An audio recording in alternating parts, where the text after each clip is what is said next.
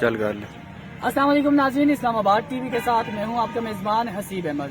नाज़रीन, इस वक्त मैं इस्लामाबाद प्रेस क्लब के बाहर मौजूद हूं और आज मेरे साथ मौजूद है फातिमा। आखिर फातिमा की ऐसी कौन सी कहानी है कि फातिमा अपना घर बार बच्चे छोड़कर इस्लामाबाद प्रेस क्लब के बाहर 2015 से एक टेंट में रह रही हैं। आखिर इनकी क्या कहानी है, क्या जुल्म ज़्यादती इनके साथ हुई, जिस ज़्यादती ने इनको मजबूर कर दिया कि इस जगह पे प्रेस क्लब के बाहर ये अपना टेंट लगा के एहतजाज कर रही हैं। लेकिन अभी तक जो इनके मामलात हैं उस पर किसी ने नजर षानी नहीं की, ना कोई पुलिस की जानिब से कार्रवाई की गई है, ना किसी ने एक्शन लिया। तो हम मजीद पूरी कहानी फातिमा की कहानी इन्हीं की जुबान। फातिमा, मुझे ये बताइएगा कि ऐसा क्या वाक़या आपके साथ पेश है कि आप प्रेस क्लब के बाहर यहाँ पे टेंट लगा के ना बारिश देखती है, ना दिन देखती है, ना रात देखती है, आप यहाँ पे रहती हैं। तो आप खाना पीना कैसे करती हैं, रिहाइश किस तरह गुजारती हैं, दिन आपके कैसे गुजर रहे हैं? जी, ये तो उस बुनियाद पे हालात ऐसे आते हैं कि मेरे दरवाज़ों पे 6 बंदे रात के 1:30 बजे आते हैं, जवान लड़के गैलरियों से फैलाते हैं। ये सिलसिला जो 2001 से चला आ रहा है, क्योंकि मेरे बच्चे छोटे थे, मैं मेहनत मजदूरी करती थी, कोयटा से कपड़ा ला के सेल करती थी। तो ये जो 2 नंबरी नेटवर्क अय्याशी और फहाशी के कारोबार करने वाले जो औरतों के, वो मुझे गलत कहते थे रातें गुजारनी है वडेरों के पास। तो मैंने इनकार किया, मैं समझी ही नहीं। तो यही सिलसिला जो ये नेटवर्क मॉडलिंग, ये वो बच्चों की खातिर यही सिलसिला चला आ रहा था, मेरा पीछा कर रहे थे। लेकिन मैं अपनी मेहनत मजदूरी में, वो हक हलाल की कमाई में मगन थी। इस तरह करते करते एक कारोबारी बंदी बन गई, कपड़ा सेल करना, पाकिस्तानी करेंसी का काम करना। इस तरह जो तंजीम पार्टी के लड़के मुझ पर नजर रखते थे, सौदा सामान सल्फ लेके आती थी। फ्लैट लिया था मैंने किस्तों पे, तो पीपल्स पार्टी की औरतें आए दिन हमला कर, आए दिन सुबह सुबह रोज की ये मतलब ड्रामे होते थे। तो मैंने तंग आके जो कोर्ट से मैंने FIR कटवा के और जज के सामने मैंने फ्लैट ठेकेदार को वापस कर दिया। और वो नाजिम का भाई नशे में रात 1 बजे आता था, जब मेरी बच्ची की पैदाइश की विलादत का टाइम था, उस वक्त रात 1 बजे आके बदमाशी करता था। तो इसी तरह जो है बस मैंने वो छोड़ दिया। और जिस इलाके में गई तो वहाँ MQM का वो यूनिट और सेक्टर जो ये क्या है वो दफ्तर था। तो ये लड़के आए दिन मतलब जो कहानियां होती थी ये होती थी। फिर ये पिस्टल लेके घर में आ जाते थे कि मुझे कौन निकालेगा। तो मैंने कहा मैं निकालूंगी, लेकिन वो महाजिर नहीं था, वो सिंधी था। मैंने कहा मैं निकालूंगी। वहाँ हमारे कराची में एक पटनी कौम है और कच्ची कौम है, जो ये पूरा नेटवर्क चलाती है। तो इसी तरह इन लोगों ने बस आए दिन MQM के बड़े जो 90 के मेरे दरवाजे पे आते थे, चाय खाना पीना, इलेक्शन में ये सारा कुछ करते थे। इलेक्शन में मुझे खड़ा करने की उन्होंने कहा कि तुम्हें इलेक्शन में लेडीज काउंसिल के, मैंने इनकार किया मेरे भाइयों के पास।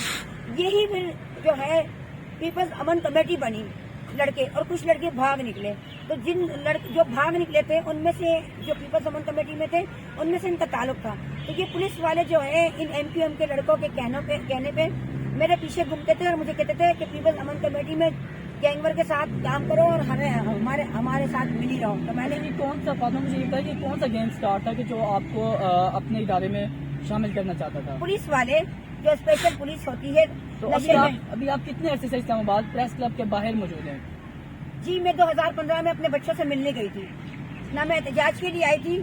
मुझे नहीं पता था ये नेटवर्क जो मेरा पीछा कर रहा है, मुझ पर नजर रखी है। क्योंकि मैं करीमाबाद में पार्लर की क्लासें ले रही थी, जब मेरा घर सामान उठा तो मैंने कहा नए सिरे से मतलब टेक्निकल दौर है तो मैं नई क्लासें लूँ। बस वो क्लासें ले रही थी, वहाँ से ये गजाला नामी लेडीज पुलिस और एक दूसरी लेडीज थी। लेकिन एक लड़की जो ऐसी थी जिसकी आंखें लाल अंगारों की तरह थी, वो कातिल थी। और वो बस ना कुछ कह रही थी ना बात कर रही थी, डायरेक्ट मुझ पे हाथ डालती थी। इसी तरह यानी मुझे परेशान करते थे। वहाँ से ये लेडीज पुलिस करीमाबाद से मेरे पीछे ये पुलिस लेडीज लगी है। अच्छा फातिमा, मुझे ये बताइए कि ना तो आपके पास कोई इतना बड़ा बिजनेस है, ना आपके पास पैसा है जो आप एक टेंट लगा के प्रेस क्लब के बाहर बैठी हैं।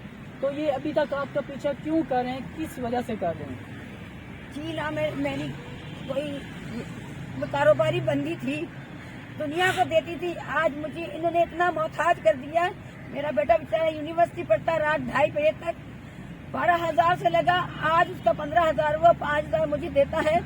और उस पे भी लोग मुझ पे जुल्म करते हैं। यहाँ एहतजाजी औरतें जिनको खरीद लिया जाता है वो बिक जाती है। 2009 से ये सिलसिला चला आ रहा है।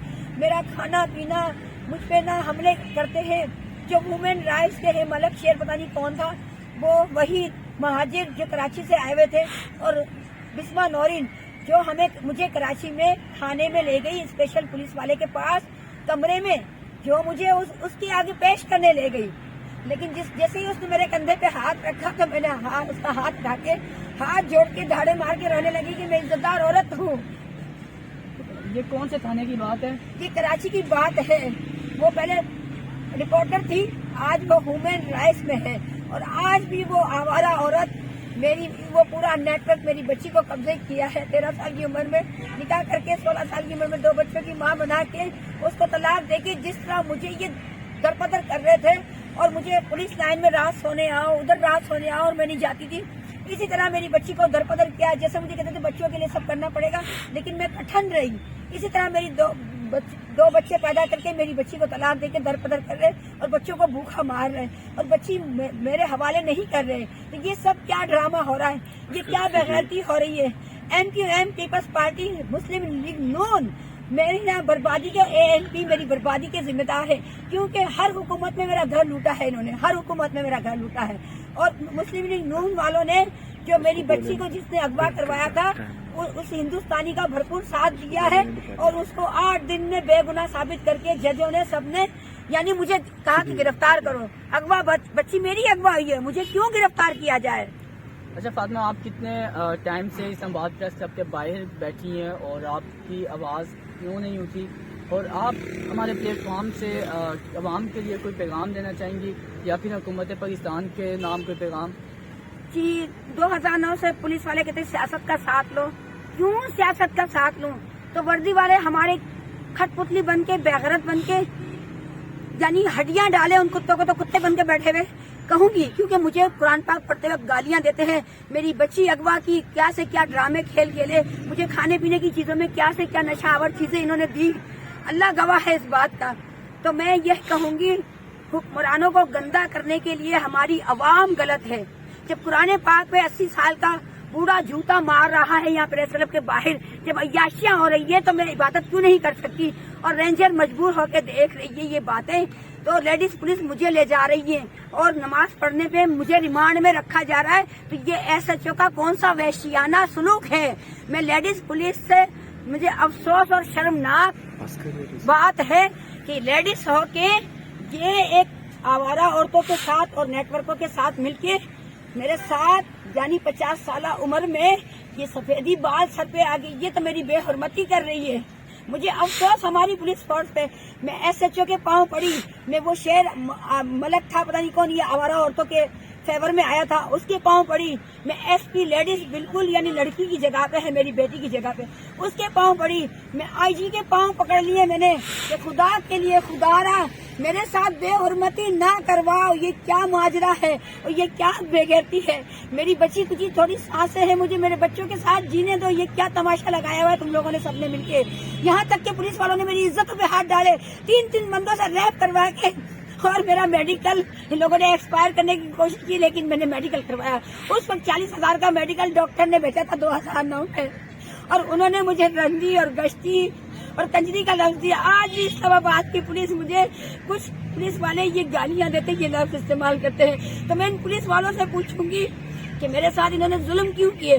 میں چترال میں تھی تو مجھے پیپلز امن کمیٹی گینگ ور کی مہر لگائی، یہاں پہ MQM کی مہر لگائی، اور کراچی میں کبھی پولیس کی مہر لگاتے ہیں، کبھی رینجر کی مہر لگاتے، کبھی ISI کی، کبھی CI والے کی، اور یہاں پہ بھی یہی ڈرامے یہی ماجرے چل رہے ہیں۔ تو میری زندگی کا تجربہ یہ کہتا ہے کہ سیاستدان سارے اور یہ سارے جتنے بھی قانون نافذ کرنے والے، ان میں چند لوگ غیرت مند اور شریف ہوں گے، باقی یہ سارے مل کے جو ہے نا، مل کے یہ بھیڑیے چلتے ہیں، کیونکہ 2001 سے ایک ہی ڈرامہ چلا آ رہا ہے، ایک ہی کہانی۔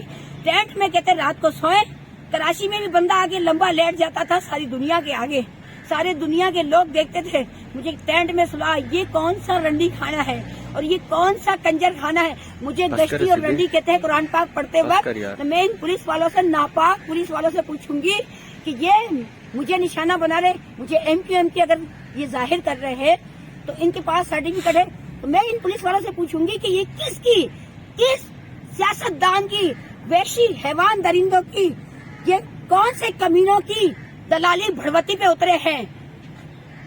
اور میں عمران خان سے اپیل کروں گی، میری التجا ہے، میں ہاتھ جوڑ کے یہ اپیل کروں گی کہ ایک نواز شریف کو نہ، ایک نواز شریف کو نا، نواز شریف کے پیچھے جتنے اور بھی بھیڑیے ہیں اور بھی سیاست دان اور یہ پولیس والے وردی کی آڑ میں یہ جو لیڈیز پولیس چھوٹی چھوٹی بچیوں کو اغوا کر کے دارالامان میں اور دارالامان میں 12 سال کی بچی کو مودی جیسے کو 1 لاکھ 1 کروڑ میں دی جاتی ہے 12 سال کی بچی، تو ان باتوں پہ توجہ دے اور خدا را شریف عزتدار عورتوں کی عزت کرے اور کروائے، مہربانی کر کے پرائم منسٹر عمران خان میرے کیس میں غور کرے اور خدا را کوئی بھی ذمہ دار بندے کو یہ کیس دے اور حقیقت جانے کے میرے ساتھ کیا کیا ظلم ہوئے ہیں۔ آج میرے ساتھ میری بچی کے ساتھ ہوا، میری بچی کی زندگی برباد ہوگی، مجھ 3 بچوں کی ماں کی عزت خراب ہو گئی، میری 13 سال کی بچی کی زندگی برباد ہو گئی، نکاح کی آڑ میں عزت خراب ہو گئی۔ آنے والے کل میں نہیں چاہتی کسی شریف عزتدار عورتوں کی ماں بہن بیٹیوں کی زندگی برباد ہو اور کسی ماں کی بیٹی نے فرما بردار بیٹی کو گمراہ کیا جائے۔ اس میں انٹرو کا کوئی نہیں چلتا۔